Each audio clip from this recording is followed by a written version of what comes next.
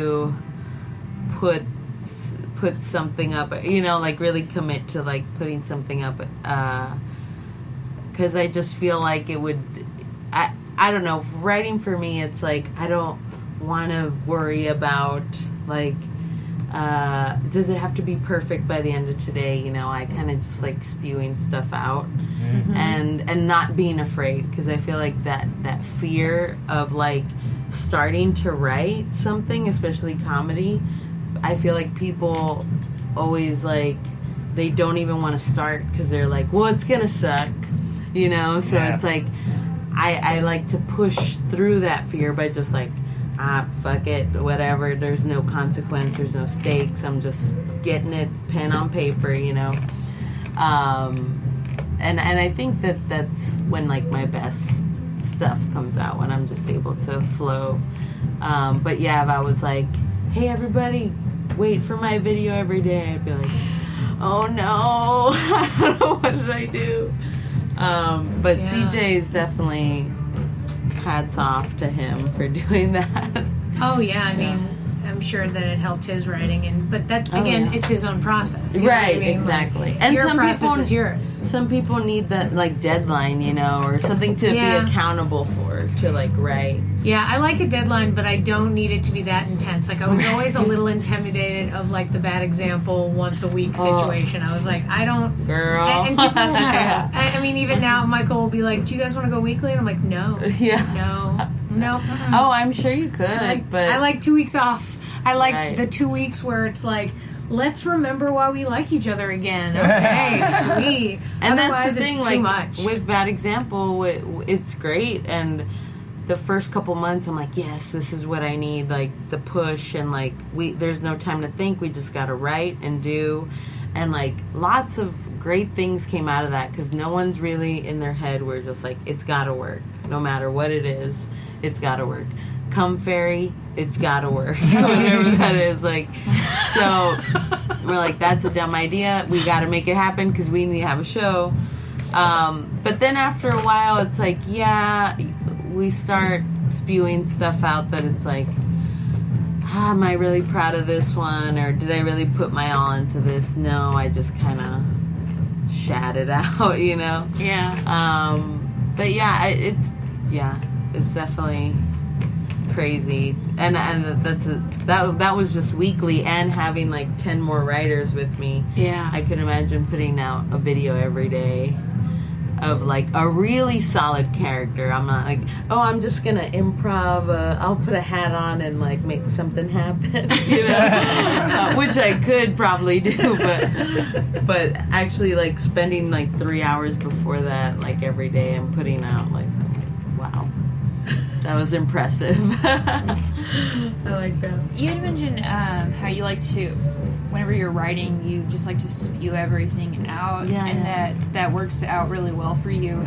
I think you had kind of touched on it, but just because I'm curious, do you feel like if whenever you get the opportunity to spill everything out and you go back and look at it, maybe to try to elaborate on it, or I don't know if you even do that, but do you find that like that first iteration of it, like the spewing it out, is actually like, oh, this is actually good, like I only have to do like a little bit of work to this?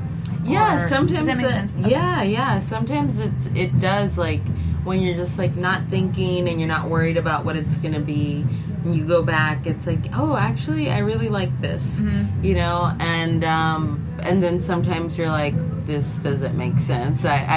You know, there's some days where I'm like, I got nothing, but I just want to like, you know, commit to my like pages and stuff. So I'm like, I don't know what I'm writing. Girl that doesn't know what to write, you know. It's like I'm just kind of forcing stuff out. But it's good to like have that too, you know.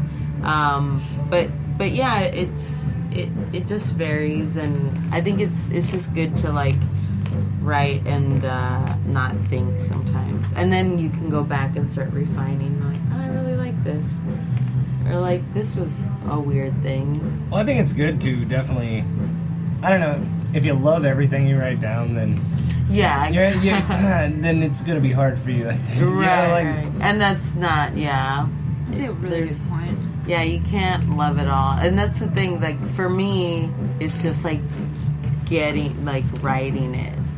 It's just, like, just write it. You know, there's no stakes. Don't worry about it. Just get it out there. Because even I still, like, I'm, like, I get that, like, fear wall, and I'm like, what is the big deal? Just get it, like, just write something. And I'm like, no, like, I don't want to. You know, I feel like though, and I don't know if this will help or hinder, but I feel like our contribution as the writer is only like half the battle. You know what I mean? Like, you've taken the ones that you've liked, you've developed them, and then you put them in front of an audience. And I'm sure after you do those shows a couple times, you decide, well, the audience doesn't love this one, I'm going to change it, or the audience isn't reacting, so I have to adjust this thing to make it happen.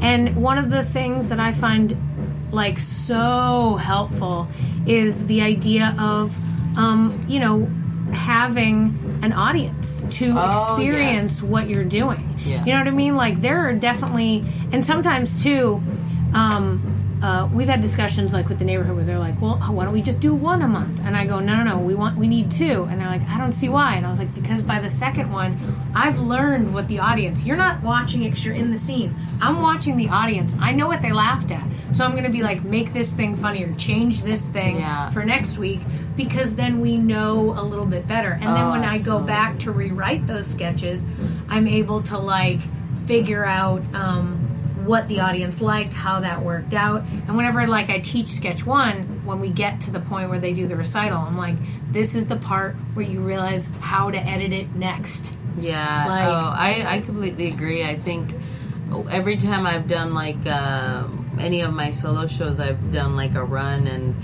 doing them multiple times, I've definitely like found new things, or, you know, in the moment stuff, and like reading the audience and all that stuff. And it's like, oh yeah. And then there's just some that we're like, I gotta just take that out. It makes sense in my mind, but it's not working, and that's totally fine too. You know, like no harm, no foul. I'm just like, that makes sense. But then there's also like really dumb stuff that you just like really want to be in there. Well, it's like, it's rarely that it's not funny. It's just for the sake of everything else sort of flowing and there being enough time. It's like, you have to sacrifice stuff that is good. You just don't have the time. You can't love it. And I'm totally like, if it's a fucking dumb thing, and I believe in this, like, I'll fight for it, and I'll be like, no, I know this is dumb. That's the point. I've definitely done that before. There are just like some bits that I just like. Yeah, I get it. 4 minutes is not enough to round this whole idea out. But one day somebody's gonna just not give me a light, and I'm just gonna keep going, and it's gonna make sense. You know, you gotta just. Some things take time. Some things take time. And that's, I think is like, that's the key in comedy, is like sticking to what you think is funny, and not trying to be like a thing, or, you know, it's like, if it makes you laugh, and being like modest enough to just understand, like, not right now is more what you're saying than like never. It's just like, just I'm always down for an edit. Like, I'm never saying scrap it, throw it away. I'm like, you just need to tweak that so that they get it the way you get it. Right. It's not also that the your performance idea could be true. Like, maybe you're just do it like the like presentation of it, the delivery, the timing and everything. It's like, and until you hear it out loud, or until you like witness people watching it, you're not like, oh, I see now what we needed to do to make this better. I was gonna ask you about like the sticking to what you love thing, if it was mainly like just like enthusiasm, even for like what you're pitching, because I did part 2 of the on Saturday. Nice. And it really freaked me out because I was the only non-stand-up performer, and so I got up there, I got onto the stage and was just really frantic. Just like, hello, let me get to it. And then just went to it. And Malia had done it, I think, the month or maybe 2 months before I had. And she was saying, just be like enthusiastic about what you're pitching. And then like sticking to what, like that sticking to what you wanted to do because of what you found interesting, but then packaging it like, yeah, this was the idea that I had, and I think it's really great, and you should also think that it's great too. Yeah. So Did it go well? I think so. I also get really in my head, and I think I was shaking because I was just like really nervous. Me too. My first part too. Chris True was in the contest with me, so like, I was terrified. Yeah. I did not like. I was just. I was not as confident, so I get that. Yeah, like I had my notebook and I was just like trying not to hold it because it was just like, yeah. No, and that's the thing too is like selling it, you know, like whatever. If you think it's funny and you're enthusiastic about it, the audience is gonna be like, okay, I'm with you. You know? But and it's so funny because I feel like in performance of any comedy, stand-up, improv, sketch, like. If there's even, like, the slightest, like, doubt or fear that the audience can read in you, I feel like that's when, like especially in improv, when you're, like, I'm not really sure what I'm doing, or, like, is this the right... Or, like, not making, like, really confident choices, the audience is like, I'm not buying it either, you know? And it's like, well, I kind of don't either. Like, it just feels uncomfortable for them. Yeah, and, like, I feel like they can read that. So, like... I've always, like, there's this one particular sketch that I did in my second solo show. It was like my opening one, and it would either go really good or really bad. And I noticed that it would go really bad when I was very nervous. And I'm like, no, I got this. I'm like trying to pump myself like up and be like, but like inside I'm like, fuck, you know? And I felt like they could like feel that. And then on the nights where I was just like, here I go, like, I'm not scared, I'm ready, I'm confident, I've done this, it would, like, hit super hard. So I'm convinced that the audience is, like, a baby or a dog. Very much so.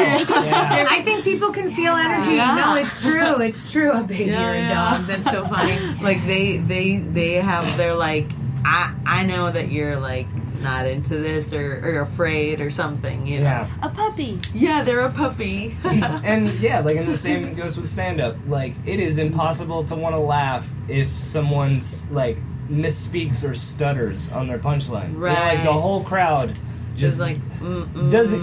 No. Yeah. That was hilarious. Like, in my head, knowing what you wanted to say, but you fucked up the funny part. Right. You know? Like, this is the part that's supposed to set us all off, and you misspoke. And a crowd will just... And they're like, fuck you. They turn on you. Exactly. And it could happen at the very last joke, and it's like, we trusted you. Have you know? seen... Yeah, exactly. Funny. You know, they do trust you. Yeah. You know, guys, just tip from me to you, this is also what works in dating.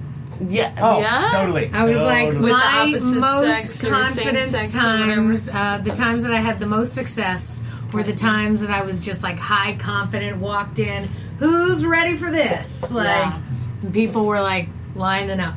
So I was like, interesting. When you started talking about this, I thought, I should listen because I'm terrible at that. And then I thought, wait, should I be listening to this now? Well, it's recorded, so, you know, whatever. Yeah. Come back to it. I was like, I know everyone's coupled, but to the audience even, here's a tip. Act confident, and then people are going to want to date you. It's true, because I was always, like, awkward, and, like, I didn't get my first boyfriend till I was 30, and I think it was because I was finally, like, like me. Like, I finally started feeling that, so that, because before I'm just like, nah, no, you're not, nah, you know? And it's like, well, they're... Can I just tell you, Vanessa, that just even the idea of you thinking that is so, like, laughable. I mean, like, I get that you're a human being, because I know you as a human being, but can I just tell you that, like, every person, like, even every interview we've had thus far, everybody mentioned you as, like, one of the most, like, that they amazing fuck people. Me. That they want to be like you. That they always want to have sex with you. They're all about having sex with you. A big list of people that would just do it at any time. Well, it's so funny because, I would have confidence on stage, but, like, during dates, I'm like, no, I'm super awkward. Don't look at my body. Like, oh, what's your hand doing? Get away! Yeah, it would just terrify me. And it wasn't till, like, and that's what I was saying, like, you know, taking a leadership position and like starting to do like and branch out like and do my own shows and stuff. And then I was like, okay, like I feel good about me, you know. And it took a while, but yeah. But yeah, I was just like, because you're great. Oh.